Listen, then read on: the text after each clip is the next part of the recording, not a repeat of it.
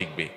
একসময় গোটা পৃথিবীর সবচাইতে প্রভাবশালী এবং নামকরা ওলামাদের মধ্য থেকে একজন হয়েছেন।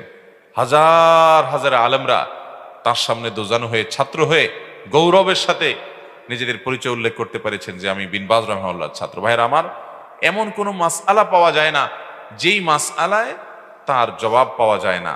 এবং কোরআন এবং হাদিস থেকে একজন অন্ধ মানুষ এত পরিমাণ নুসুসের হাফেজ, যেটা আপনি খুঁজে খুব বেশি একটা সারা দুনিয়াতে খুঁজে অনেক বেশি পাবেন না ভাইয়েরা। এত বড় মাপের আলেম ছিলেন রাহিমাহুল্লাহ রহমাতুম ওয়াসিআ, ঠিক বিন বাজ রাহিমাহুল্লাহ এবং শেখ নাসিরুদ্দিন আলবানী রাহিমাহুল্লাহ। তার কথাও শেখ নাসিরুদ্দিন আলবানী রাহিমাহুল্লাহ দ্বারা যে পরিমাণ খেদমত আল্লাহ নিয়েছেন, আমরা তো অনেকে অনেক কথা বলি ভাই। যত হাদিসের তাহকিক করে গেছেন তিনি আছেন, শেখ আহমদ শাকির রাহিমাহুল্লাহ আছেন, আরো অনেক ওলামা একরাম আছেন দুনিয়াতে। যে তিনজনের নাম বলেছেন, আমরা বলতে চাই তারা যুগের শ্রেষ্ঠতম ওলামা একরাম, আপন সময়ের শ্রেষ্ঠতম ওলামাদের মধ্য থেকে তারা ছিলেন। আল্লাহ তাআলা তাদের ভুল ত্রুটি মাফ করে তাদেরকে জান্নাতুল ফেরদাউসের আলা মাকাম দান করুন, বলুন আমিন।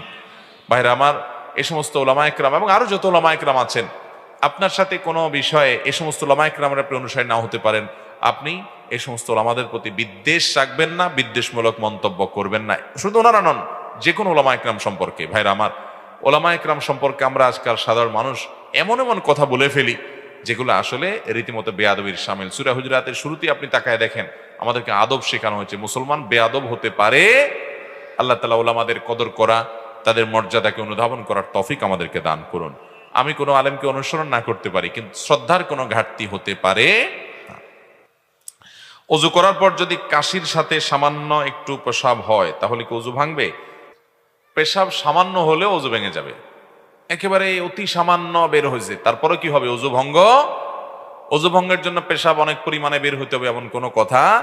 এক ফোঁটাও যদি বের হয় পেশাব, তারপরে কি হবে? অজু ভঙ্গ হয়ে যাবে। হতে পারে কোনো লোকের কম কাশির কারণে অথবা কোনো প্রেশার নিলে তার পেশাব বের হয়ে গেল, হতে পারে অসুস্থতার কারণে। যদি হয় তাহলে সেক্ষেত্রে তাকে ওই অপবিত্র পেশাব সেটাকে পরিচ্ছন্ন করে অজু করে নিয়ে আবার সালাত আদায় করতে হবে, বা অজু করে তাকে পবিত্র হতে হবে। এরপর প্রশ্ন হলো, সূরা যুখরুফ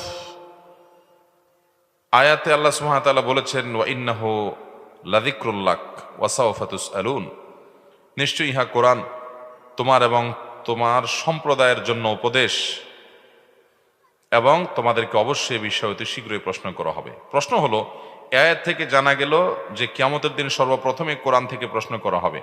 কোরআন ব্যতীত অন্যান্য যে সকল কিতাব থেকে আমাদেরকে বিভিন্ন রেওয়ায়েতের মাধ্যমে শিক্ষা দেওয়া হচ্ছে, তাহলে আমরা কিয়ামতের দিন কি উত্তর দেব? শুধুমাত্র কোরআন